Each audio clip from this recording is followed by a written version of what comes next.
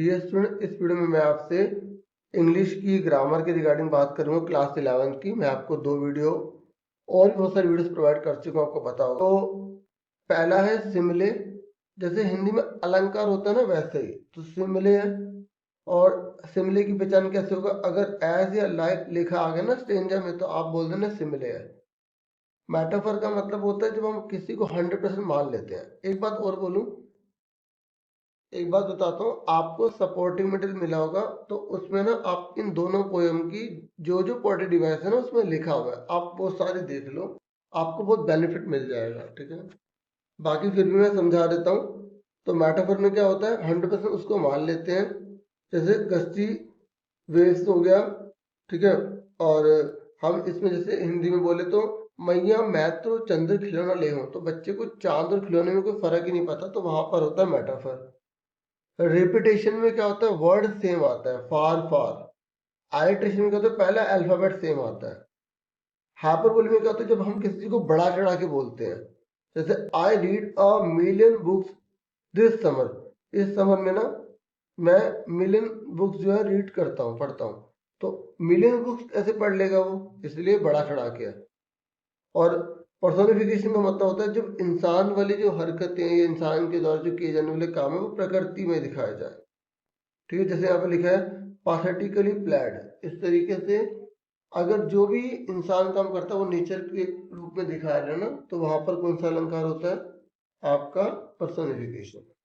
फिर उसके बाद नेक्स्ट है ऑक्सीमिरोन। जब हम अपोजिट मीनिंग वाली बात करते हैं, जैसे आपने अपनी इंग्लिश की बुक में देखी होगी पोयम फोटोग्राफ, तो उसमें लिखा हुआ है लेबर्ड ईज। तो लेबर्ड मतलब हार्ड वर्क, ईज मतलब इजीली बहुत। तो दोनों एक दूसरे के उल्टे वर्ड हैं, तो वहां पर ऑक्सीमोरन होता है, जहां पर अपोजिट मीन होता है, कॉन्ट्राडिक्टरी होता है। और ट्रांसफर्ड एपिथेट मतलब होता है जो लॉजिकल नहीं होता। और प्रैक्टिकल सेल्फिश कार, जैसे मतलब हम, जैसे कार है ना, कार कार कोई सेल्फिश हो सकती है क्योंकि वो तो जिंदा नहीं होती। तो जब ऐसी इलॉजिकल बातें होती हैं, वहां पर हम ट्रांसफर एपिसोड का यूज करते हैं। और इमेजरी मतलब जब हम कल्पना कर रहे हैं। ठीक है, अब देखो ये जो रूल है ना, ये सभी क्लासेस में यूज हो जाते हैं। 11th क्लास के हिसाब से वैसे मैंने लिखे हैं। अगर टुडे, डेली, रेगुलरली, सेल्डम लिखा आ जाए तो आपको वर्ब की फर्स्ट फॉर्म ऐसे ईएस लगाना है। सिंगुलर के साथ ऐसे ईएस और प्लूरल के साथ कुछ नहीं लगता। अगर नेगेटिव आ जाए तो डू या डज नॉट लगाना है। अब वर्ब की फर्स्ट फॉर्म लगानी है, उसमें ऐसे यस नहीं लगाना। ठीक है, जैसे एग्जांपल आई गो टू आएगा। ठीक है, ये देखो आई गो टू स्कूल डेली, तो यहाँ पर हमने गो लगाया। अगर यहाँ पर होता आई की जगह ही, तो मैं लगाता he goes to school daily. ठीक है, इस तरीके से आपको याद रखना। और अगर यहाँ पे डू होता, नोट होता, तो आई डू नॉट लगा देते, और यहाँ पर ही डज नॉट लगा देते, लेकिन यहाँ पे गो का गो आ जाएगा। ठीक है, एग्जाम्पल देखो, अगर नोट होता तो he does not go to school daily.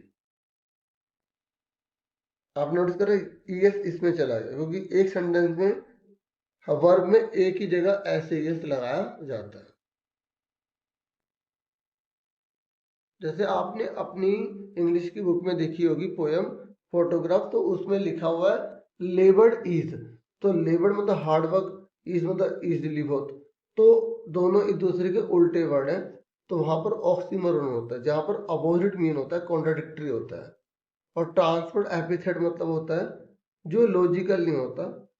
और प्रैक्टिकल सेल्फिश कार, जैसे मतलब हम, जैसे कार है ना, कार कार कोई सेल्फिश हो सकती है क्योंकि वो तो जिंदा नहीं होती। तो जब ऐसी इलॉजिकल बातें होती हैं, वहां पर हम ट्रांसफर एपिसोड का यूज करते हैं।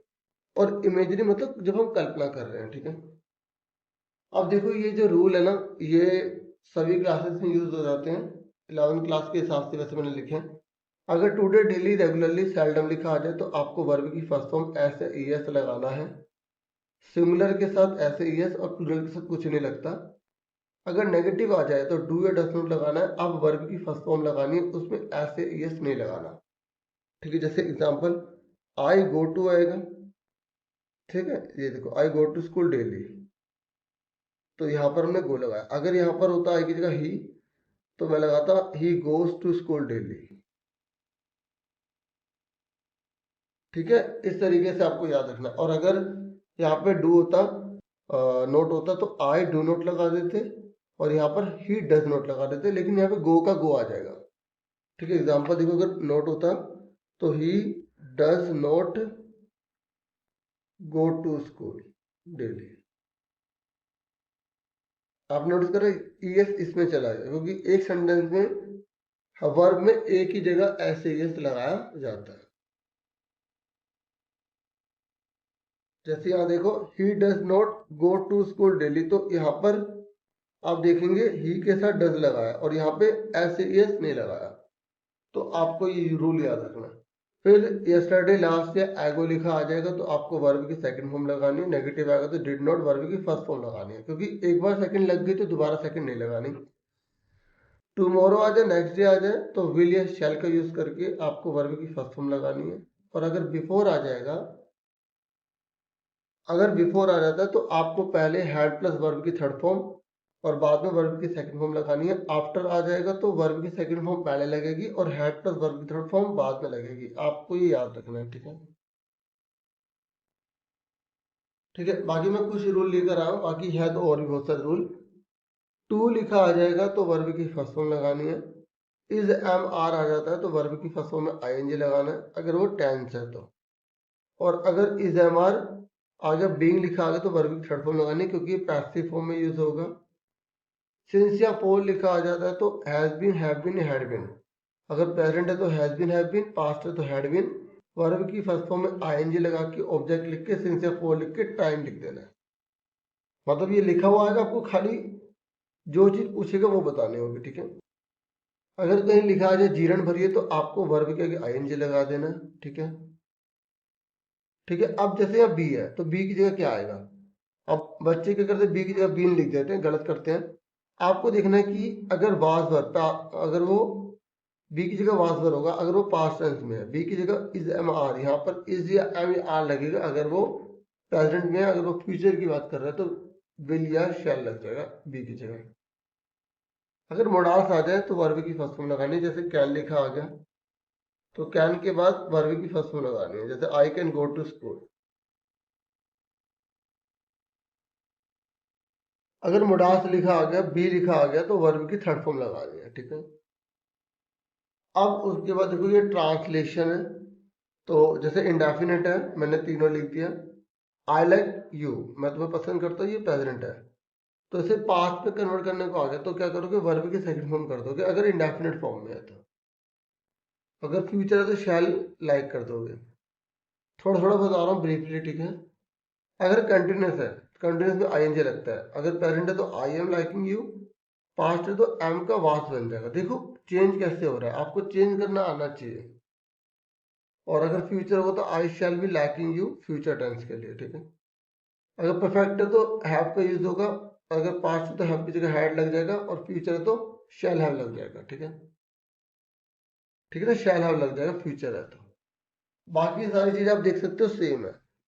फिर परफेक्ट कंटिन्यूस देख लो, आई के साथ हैव बीन लगा, राइटिंग ए लेटर। और अगर पास्ट है तो हैड और फ्यूचर है तो शैल हैव बीन लग जाएगा। ठीक है, और आई और बी के साथ शैल लगाओ, बाकी सबके साथ विल लगा दो। ठीक है, अब देखो ये सबसे ज्यादा रिपीटेड है। अगर टू और टू लिखा आ गया, जैसे एग्जांपल है Shyam is too honest to cheat. ठीक है, वो मतलब इतना ईमानदार है कि वो चीटिंग कभी ना करे। तो आपको कन्वर्जन करना होगा, टू की जगह सो लगाना है और टू की जगह दैट ही कैन नॉट लगाना है। ऐसे इनफ और टू वाला है। ठीक है, ये आप सपोर्टिव मीटर से अपने आप करेंगे। इनफ की जगह आपको सो लगाना है, टू की जगह दैट ही कैन लगाना है। ठीक है, टू की जगह आपको दैट ही कैन लगाना है। ऐसे ही आपको इनफ और टू का आना चाहिए। इनफ की जगह सो लगा देंगे, सो की जगह इनफ लगा देंगे, टू की जगह दैट ही कैन लगा देंगे। ठीक है, समझ में आ गई? तो जैसे ये मैंने आंसर लिखा हुआ है, he is so tall that he can touch the fan. तो इसका क्वेश्चन कैसे बनेगा? तो ही इज इनफ आ जाएगा, ENOUGH, enough, tall to touch the fan. तो ये मैंने क्वेश्चन बना दिया। फिर इसका आंसर, तो आंसर का क्वेश्चन का आंसर बनाना होना चाहिए, बहुत सिंपल है। देखो इसकी जगह ये आएगा, इसकी जगह ये आएगा, ठीक है। और देखो अफर्मेटिव नेगेटिव में कुछ वर्ड आपको पता होना चाहिए। अगर फ्यू है तो आपको नॉट मैनी कर देना, एज सुन एज है तो नो सूनर देन कर देना, अगर अफर्मेटिव को नेगेटिव बनाने के लिए आ जाए। ऑलवेज का नेवर, ऑल का नन, एवरीबॉडी का नोबॉडी, एवरीवन का नन, ठीक है। It is nice of you to help me, अगर इस वजह से इसका एक्सक्लेमेटरी बनाओ, मतलब जो हम विस्मयादि बोधक नहीं बोलते वही। How nice of you to help me, इस तरीके से हम इसको लिख देंगे। अब देखो मैं आपको बता दूं कि एक पुरानी वीडियो है, तो वो मैं इसी के साथ अटैच कर दूंगा ताकि आपको और हेल्प मिल सके, ठीक है। अब ये जो आप वीडियो देख रहे हो ना, ये पुरानी वाली है, ठीक है। ये जो आगे से चल रही है, इसमें ना मैंने इंग्लिश के बहुत से रूल लिखे हुए हैं और कुछ और भी चीज़ें जो आपके काम आएंगी, ठीक है।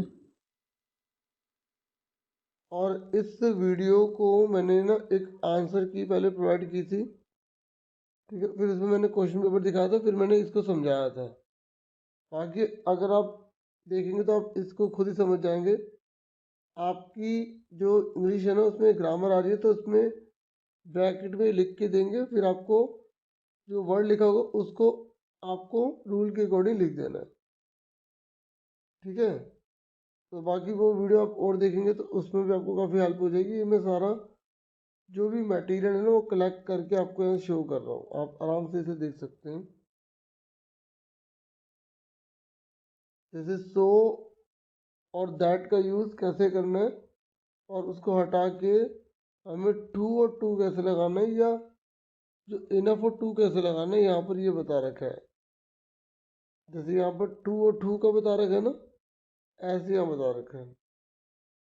अब ये देखने से हो सकता है आपको ना आए, लेकिन और जो चैप्टर्स के जो क्वेश्चन है वो आप देख सकते हैं। जैसे प्रपोजिशन है, किसका क्या मतलब है, यहाँ पे लिखा हुआ है, ठीक है। ये आपके सपोर्टिव मटेरियल में दे रखा है टेंस चार्ट, तो इससे आपकी काफ़ी हेल्प हो जाएगी। Indefinite, continuous, perfect, perfect continuous, ऊपर जो आपने रूल देखे थे और वो कुछ थे, तो यहाँ पर बाकी आप पूरा देख सकते हैं। अब बाकी ना मैंने जो सपोर्टिव मटेरियल है उसमें जो इम्पोर्टेंट बड़ा क्वेश्चन है उसका पीडीएफ तैयार कर दिया, आप इसे एक बार बस पढ़ लें, ठीक है। ये मिस फिtzgerald है और जो पियर्सन है उनका कैरेक्टर स्केच है, तो उनके पॉइंट्स आप ये याद रखना, ठीक है।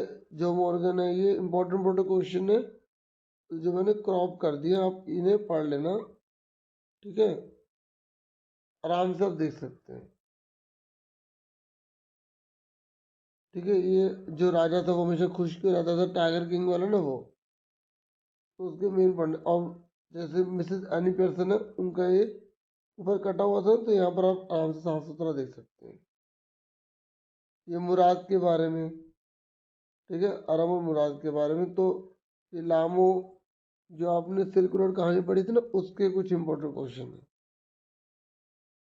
ठीक है। जो कटा हुआ उसको आप रहने दो, जो है उनको आपको देखना है, ठीक है। तो जैसे ये दो क्वेश्चन बहुत इंपॉर्टेंट है, ये वाले,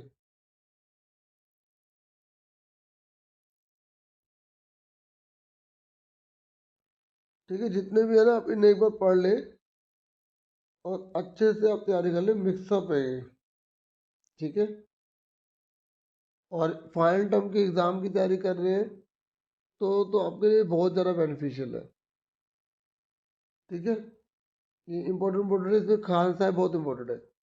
जैसे इसमें ये नीचे अगर कोई आंसर पूरा नहीं है ना, उसको आप छोड़ सकते हो, ठीक है। बाकी ये देखो, ये केवल इंपॉर्टेंट है, ये नहीं है कि आप केवल ये करेंगे, आप और भी कीजिए, ठीक है। एक आधा पेज दो तीन बार हो सकता है, ठीक है। जैसे भी आए थे दो तीन पेज रिपीटेड थे।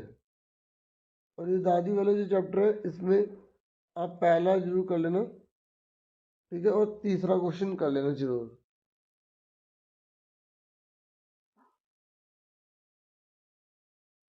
वो जो लास्ट चैप्टर है, द टेल ऑफ द मेलिसिटी, तो उसी से है ये। तो इसमें लास्ट क्वेश्चन ये वाला भी आप जरूर पढ़ लेना। फिर कुछ पोएम के क्वेश्चन है, और ये we are not afraid to die if we can all be together, ये उसके रिगार्डिंग है।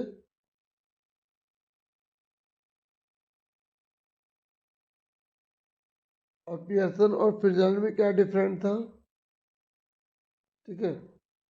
अब देखो ये बहुत इंपॉर्टेंट है, आपके एग्जाम में डिबेट कंपलसरी आएगी, या तो अगेंस्ट में आएगी या फेवर में आएगी। तो ये अगेंस्ट का पैटर्न है, तो ये मैं आपको बता दूं, अगर डिबेट आ जाए तो गुड मॉर्निंग लिख के ये सारा लिखे, यहाँ पे अपना नाम लिखे जो क्वेश्चन में दे रखा है, यहाँ पे क्लास लिख दे।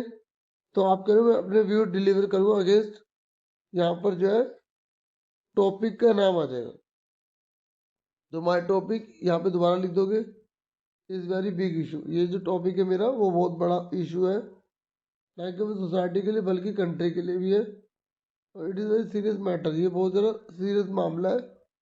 फिर जो टॉपिक है उस पर आप भर दें, क्योंकि ये अगेंस्ट में है, तो उसके खिलाफ जो भी आपको बातें पता लिख दो। फिर there are many, these are my opinion, मेरे विचार हैं, ठीक है, और ये इजली अडोप्ट किए जा सकते हैं, एक्सेप्ट किए जा सकते हैं स्कूल की तरह, और रेस्ट यू कैन डिसाइड, बाकी आप डिसाइड कर सकते हैं। क्योंकि ये डिबेट है इसलिए इस प्रकार से मैंने प्रेजेंट किया है, ये आपको ये याद रखना है। आप ये ऊपर नीचे का याद कर लो, और जो ये टॉपिक है उसके रिगार्डिंग भर देना, बाकी आपको जो अच्छे से आते हैं वो भी आप लिख सकते हो, ठीक है।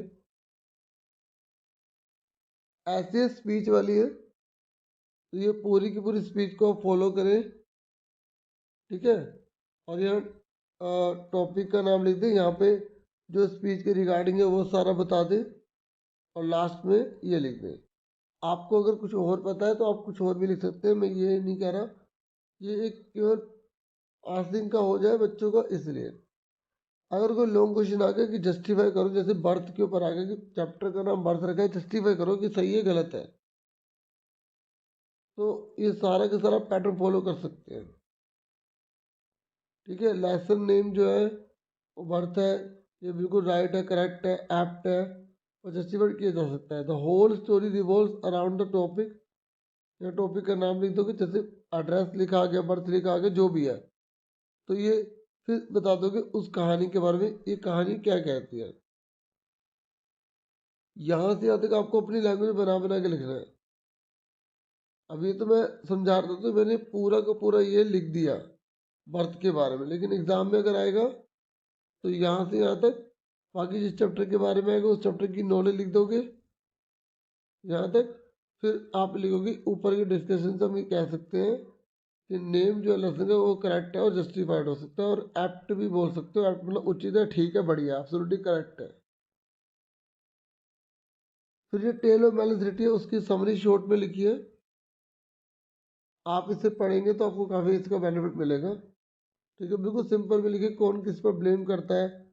तो बता रखा कि जो राजा होता है वो बहुत ज़्यादा खुश रहता है, शांत रहता है, लेकिन वो एक आर्क बनवाता है, वो लो हो जाती है, तो राजा का क्राउन जो है वो नीचे गिर जाता है। राजा ऑर्डर देता है कि पनिशमेंट मिलेगी दोषी को, तो सबसे पहले बिल्डर को बुलाता है, बिल्डर कहते हैं कि ये हमारी गलती नहीं है, वर्कमैन की गलती है, और वर्कमैन कहते हैं हमारी गलती नहीं, मैसन की गलती है। मैसन जो है वो कहते हैं कि हमारी गलती नहीं है, या जो आर्किटेक्चर की गलती है, आर्किटेक्चर जो है वो कहते हैं कि मैं तो राजा साहब आपसे डिस्कस किया था, तो फिर एक बुद्धिमान आदमी को बुलाया जाता है, ठीक है, जो कहता है आर को गिरा देना चाहिए। तो राजा फिर क्या करता है, इसको एक्सेप्ट नहीं करता और गैलो बनाता है, उसने कहा इस पर पक्का किसी को लटकाया जाएगा।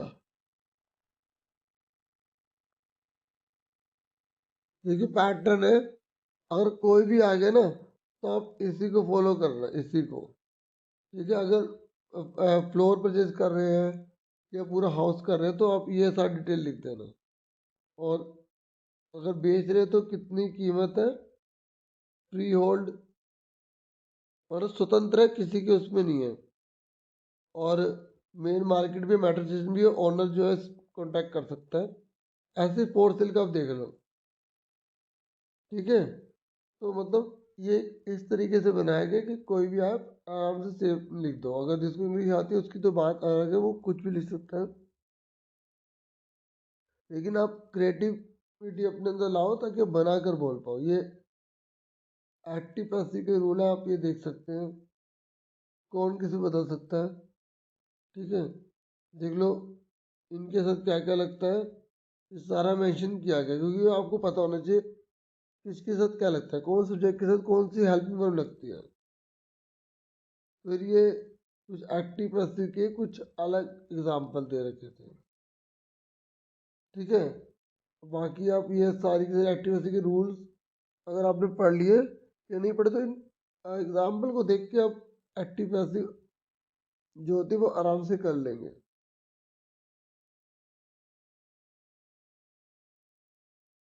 ये ट्रांसलेटर के लिए मतलब ट्रांसलेट करना है कि इसकी इंग्लिश क्या बनेगी, और एडिटिंग का मतलब पूरी लाइन में गलती होती है तो ठीक करना होता है। ठीक है, देख लो आई के साथ क्या लगाते हैं, ही शीट के साथ क्या लगाते हैं, यू के साथ क्या लगाते हैं, आर के साथ, क्योंकि पेपर में आएगा तो आपको काफ़ी हेल्प मिल जाएगी। ठीक है, ये आप सारा याद कर लो, और इतना याद रखो कि आई और वी के साथ हैव लगता है, बाकी सबके साथ हैथ लगता है।